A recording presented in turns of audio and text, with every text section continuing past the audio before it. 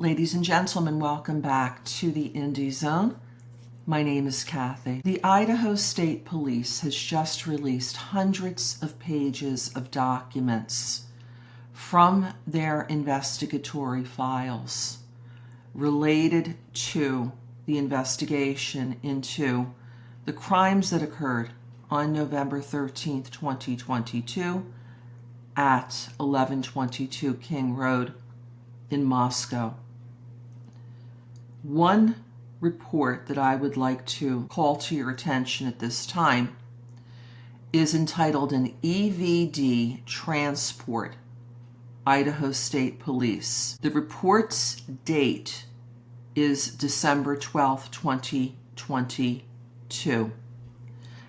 And it says here, both in the summary narrative and the narrative itself, that on November 16th, 2022, at approximately 8:36 hours, I, Corporal Williford of the Idaho State Police, assisted the Moscow Police Department by transporting evidence related to an active investigation to the State Forensics Laboratory.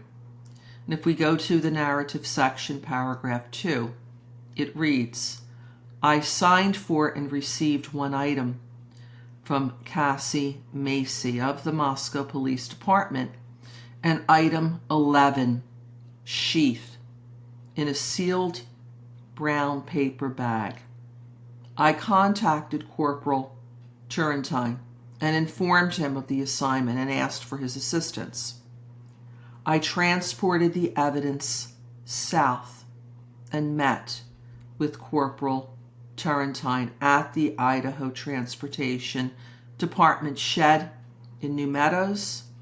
I maintained custody of the evidence from when I received it until I released it to the custody, Corporal Turrentine. I was subsequently informed that the evidence had been successfully transported to the lab. No further action was taken, and the report ends. Ladies and gentlemen, if I can interject here a couple of thoughts. The crimes, as we know, happened November 13th, 2022. And the author of this report is stating that 3 days later, on November 16th, is when he transported this key piece of evidence, this sheath, that was found at the crime scene according to the state of Idaho in Idaho versus Koberger, and transported it from Moscow to the custody of Corporal Turrentine, and then he was subsequently informed that the evidence had successfully transported to the lab. So what he's documenting here, it appears to be, is chain of custody.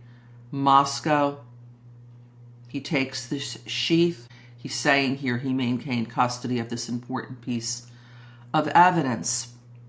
So the question that I would like to ask rhetorically is why, if the crimes occurred November 13th and this transportation of this key piece of evidence occurred on November 16th, 2022, why is this report being written on December 12th, almost a month after the crimes happened and the apparent discovery of this sheath? Well, we don't know. There's no indication why this report wasn't written more contemporaneously relative to this key piece of evidence, but there may be some clues in the transcript from the January 23rd, 2025 hearing that was released to the public in Idaho versus Koberger, where various witnesses testified, and their testimony was memorialized in this transcript.